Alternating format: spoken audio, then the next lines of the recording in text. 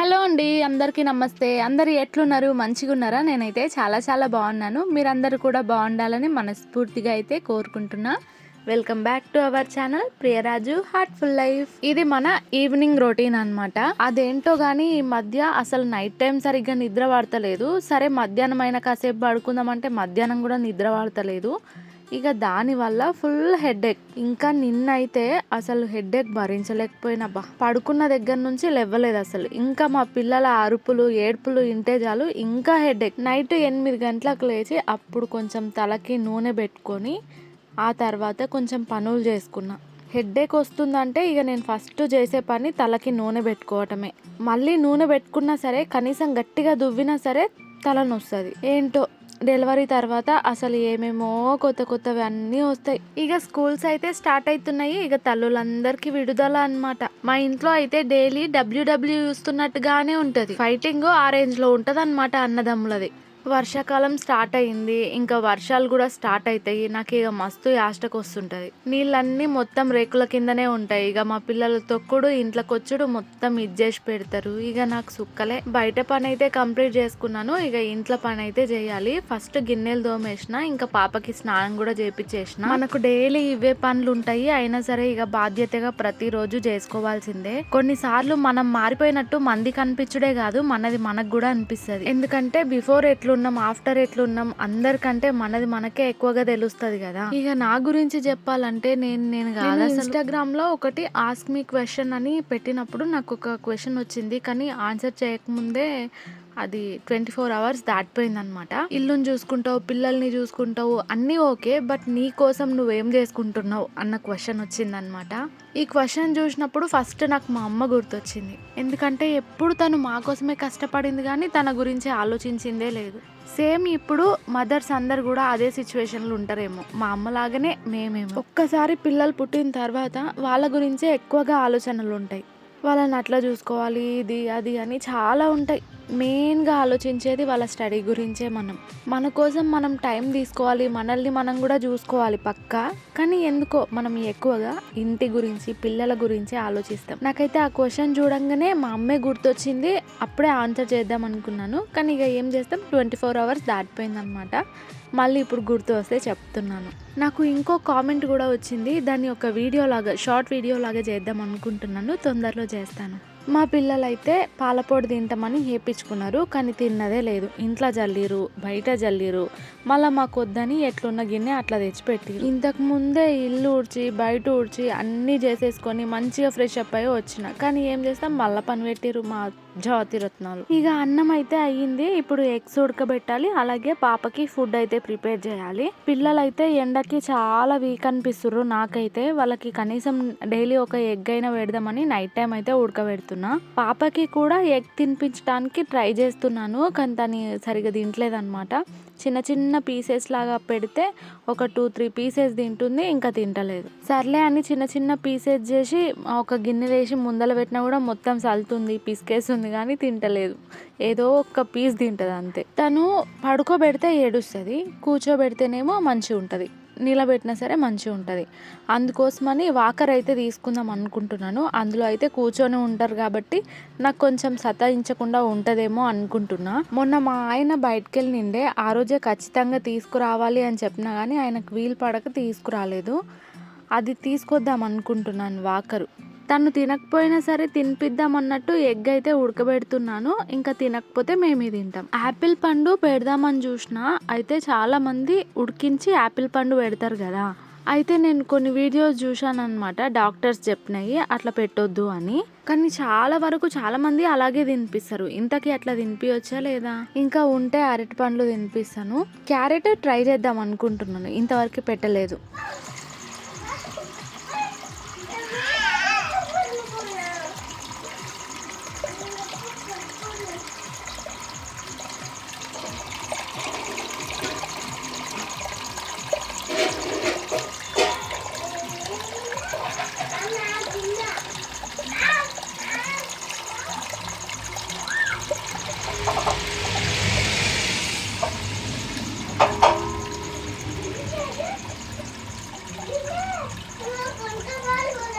ముక్కలు పెట్టడానికి ఆ డాల్వి తీసుకున్నాను అనమాట. అసలు ఎంత బాగున్నాయో, క్యూట్గా ఉన్నాయి, చిన్నగా ఉన్నాయి, అయినప్పటికీ చాలా బాగున్నాయి. మా వంశు తల్లి లెక్క చాలా ముద్దుగా ఉన్నాయి. సౌండ్ వినిపించండి బాగుంది అన్నారు కదా, అందుకోసమని వీడియో తీసిన.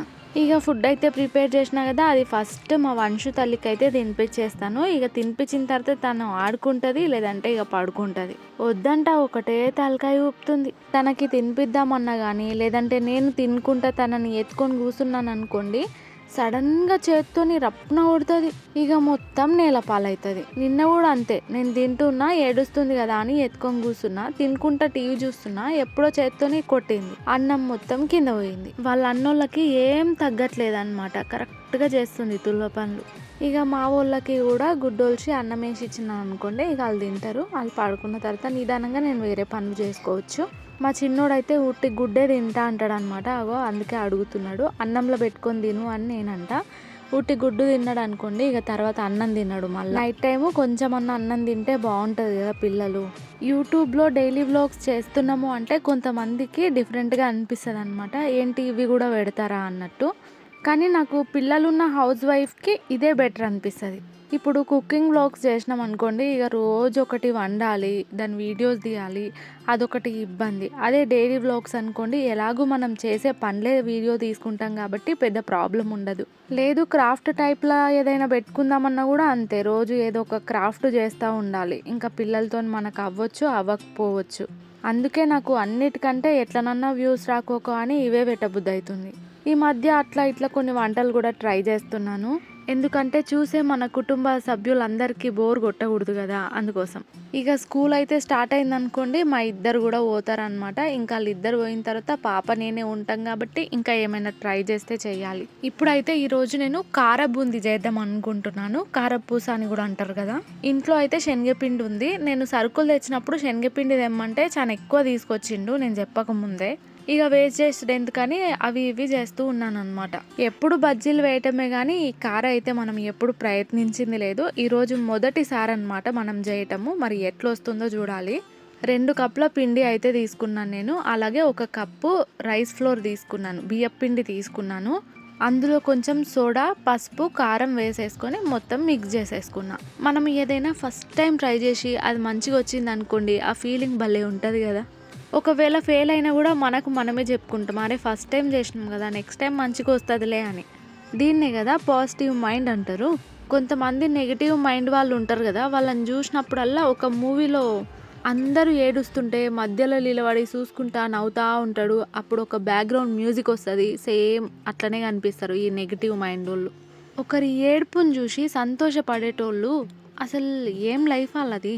నాకైతే కార అన్న కానీ లేదంటే ఆలు చిప్స్ అంటే చాలా ఇష్టం. అమ్మ ఎప్పుడైనా ఊరు నుండి వస్తున్నప్పుడు కానీ లేదంటే ఎప్పుడైనా నేను నాగర్ కర్నూలుకి వెళ్ళినప్పుడు కానీ తీసుకునేదాన్ని, ప్యాకెట్ తీసుకుంటుండే. ఇక ఇప్పుడైతే ఇంట్లోనే ట్రై చేస్తున్నాను. ఒకవేళ ఇప్పుడు కొంచెమే చేస్తున్నాను, ఒకవేళ మంచిగా వచ్చింది అనుకోండి నెక్స్ట్ టైం కొంచెం ఎక్కువ క్వాంటిటీలో అయితే చేసుకుందాం. పప్పు అన్నం ఉన్నప్పుడు కానీ లేదంటే ఏదైనా చార్లు చేసినప్పుడు కానీ పక్కకు వేసుకొని తిన్నా కూడా బాగుంటుంది. ఫస్ట్ వేసినప్పుడు అయితే చాలా పర్ఫెక్ట్గా వచ్చింది. ఇంకా నెక్స్ట్ టైం వేస్తున్నప్పుడు కొంచెం పెద్దగా పడ్డాయి అనిపించింది, అంటే సైడ్ నుంచి ఇట్లా కూడా కొంచెం పడ్డది. దీనికంటే ఒకటి గిన్నెలాగా ఉంటుంది కదా, హోల్స్ ఉంటాయి, ఆ పైన గిన్నెలాగా ఉంటుంది, అది కూడా ఉంది, కాకపోతే అది పెద్ద సైజు ఉందన్నమాట, అందుకే ఇందులో వేస్తున్నా. కొంచెం చిన్న సైజు అట్లా గిన్నె ఉంటే మంచిగా ఇంకా ఈజీగా ఉంటుంది, అసలు సైడ్ నుంచి కిందకి పడదు. మొన్న మా అత్తమ్మ అయితే ఒకటి స్వీట్ చేసింది, కొంచెం ఇట్లనే చేసింది అనమాట, ప్రాసెస్ ఇట్లనే ఉంటుంది, కానీ స్వీట్ మాత్రం చాలా బాగుంది. మోతీచూర్ లడ్డు అంటారు కదా, సేమ్ అట్లా అనిపించింది నాకు,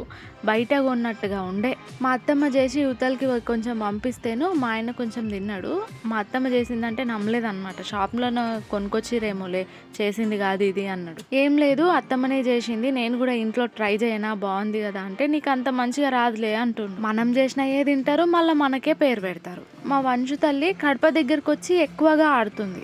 లోపల నుంచి కూర్చున్నది అనుకోండి, బయటికి వెళ్ళటానికి ట్రై చేస్తుంది, ఇక పల్టీలు కొడుతుంది అనమాట. 2 చేతులు పెట్టి దిగటానికి పోతుంది, కానీ నెత్తి కిందికి గుద్దుకుంటుంది. ఇక అందుకని కడప దగ్గరికి పోయి ఆమె ఆడుకున్న ప్రతిసారి ఇంట్లో కాకుండా బయట కూర్చోబెడుతున్నా. ఇక బయట నుంచి ఇంట్లోకి రావటానికి ట్రై చేస్తుంది. అప్పుడు ఇక ఏ సమస్య లేదనమాట, కింద పట్టడానికి వీలు లేదు కాబట్టి అట్లా కూర్చొని నవ్వుతా చూస్తా రావటానికి ట్రై చేస్తూ ఉంటుంది. ఒకవైపు తను ఆడుకుంటే ఇక తనని చూసుకుంటా నేనేమో ఇది చేస్తున్నాను. ఇంకా దీంట్లోకి వేయించి కొన్ని వేసేటివి ఉంటాయి కదా, అవి కూడా వేయించి వేయాలి. ఫస్ట్ అయితే పల్లీలు అన్నమాట, పల్లీలని వేయించుకోవాలి. ఈ కారాలో పల్లీలు, కరివేపాకు, ఎల్లిపాయలు వీటి టేస్ట్ కూడా చాలా బాగుంటుంది. నూనె అయితే చాలా తక్కువ ఉంది కదా, ఇక గంట పెట్టి కాల్చడానికి రావట్లేదు అనమాట. అందుకే ఇంకా నూనెని కొంచెం కిందికి వచ్చేటట్టు పట్టుకొని అవైతే వేయించేస్తున్నాను. నూనె తక్కువగా ఉండటం వల్ల, గిన్నె కొంచెం ఇరుకుటంగా ఉండటం వల్ల కూడా కార అనేది ఒకదానికి ఒకటి అతుక్కొని బజ్జీలాగా కనిపిస్తున్నాయి. కొన్ని మాత్రమే, ఒకటి కొంచెం ఇసురంగా ఉన్నది మంచి బాండీ తీసుకోవాలి. నేను మొన్న ఒకటి వెబ్ సిరీస్ అని చెప్పిన కదా, నేమ్ తప్పు చెప్పిన, కొంతమంది కామెంట్లో చెప్పిరు కూడా, హార్ట్ బీట్ అనమాట. కానీ చాలా బాగుంది, మదర్ సెంటిమెంట్ అనమాట. కొన్ని దగ్గరలో అయితే మనకు కూడా ఏడుపు వచ్చేస్తుంది. ఇంకా ఇప్పుడైతే చాలా వరకు కంట్రోల్ చేసుకుంటాను, కానీ ఇంకా చిన్నప్పుడు అయితే పుట్టింటికి రా చెల్లి, లేదంటే గోరింటాకు ఇలాంటి మూవీస్ చూసినప్పుడు ఏడ్ చేస్తుంటే, ఇప్పుడు మా ఆయన నవ్వుతాడని మస్తు కంట్రోల్ చేసుకుంటా అలాంటి సీన్స్ వచ్చినప్పుడు. మా ఆయన ఫేస్లో నేను ఎప్పుడు బాధ చూసినానంటే, సింహరాశి మూవీలో ఒక పాట ఉంటుంది కదా, ఆ పాట వింటే ఎవరికైనా ఏడుపు రావాల్సిందే. ఆ పాట చూసినప్పుడు ఆయన కళ్ళలో బాధ కనిపించింది నాకు. ఆ పాటకి ఎవరైనా బాధపడతారులే. ఏంటో కానీ మనము మదర్ సెంటిమెంట్వి, ఫాదర్ సెంటిమెంట్వి వచ్చినప్పుడు బాగా కనెక్ట్ అయిపోతాం కదా. ఇంకా అన్న చెల్లెళ్ళవి అలాంటి వాటికి కూడా బాగా కనెక్ట్ అయిపోతాం. అవును, నేను చాలాసార్లు అనుకుంటున్నాను కానీ మర్చిపోతున్నాను. మనం ఒకసారి లైవ్ ప్లాన్ చేద్దామా? ఈ రోజు ఫ్రైడే కదా, సండే రోజు మనం లైవ్ ప్లాన్ చేద్దాం. లైవ్ పెడదాం అనుకునే ముందు నేను యూట్యూబ్లో కమ్యూనిటీ పోస్ట్ పెడతాను, అలాగే ఇన్స్టాగ్రామ్లో స్టోరీ కూడా పెడతా.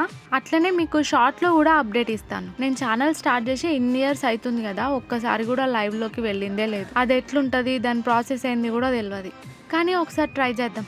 ఇంకా కారం బూంది వేయించుకోవడం అయిపోయింది. పల్లీలు, కరివేపాకు, ఎల్లిపాయలు కూడా వేయించుకున్నాను. కొంచెం కారం, కొంచెం ఉప్పు, ఇంకా కావాలనుకుంటే మసాలాలు వేసుకోవచ్చు. నేనైతే ఏం వేయలేదు. ఇంకా మిగతావన్నీ వేసి బాగా కలిపేస్తున్నా. నేనైతే అస్సలు ఎక్స్పెక్ట్ చేయలే, కానీ నిజంగా చాలా బాగా వచ్చింది. టేస్ట్ కూడా చాలా బాగుంది, అట్లనే చేయటం కూడా మంచిగానే వచ్చింది. కొన్ని దగ్గరలో అతుక్కుందని చెప్పిన కదా, అయినా పర్లేదు, బాగొచ్చింది. ఇట్లా ఏమన్నా చేసి పెట్టుకున్నాం అనుకోండి, మనకి పిల్లలకి స్నాక్స్ పెట్టియటానికి కూడా ఉపయోగపడతాయి. ఇక అప్పుడైతే ఒక్కరినే రెడీ చేసుడు, ఇప్పుడు ఇద్దరిని రెడీ చేయాలి, మళ్ళీ పాప ఉంటుంది కాబట్టి ఇట్లా నేను ఏమైనా స్నాక్స్ ప్రిపేర్ చేసుకొని పెట్టుకుంటే నాకు కొంచెం ఈజీగా ఉంటుంది. అసలు తలుచుకుంటేనే హార్ట్ జారిపోతుంది.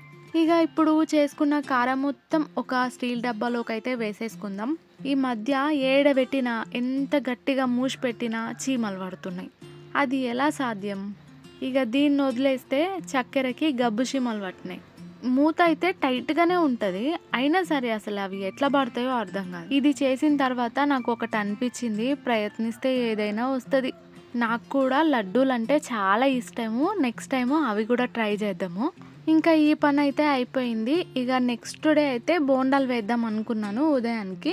ఇంకా అందుకోసమే ఇప్పుడే పిండి అయితే తడిపి పెట్టుకుంటున్నా. ఇక బోండాలకైతే పెరుగు ఉంటే బాగుంటుంది కాబట్టి, ఇప్పుడు కుళ్ళ పెరుగు దొరకదు మాకు, కాబట్టి పెరుగు ప్యాకెట్ అయితే తీసుకొచ్చిండు.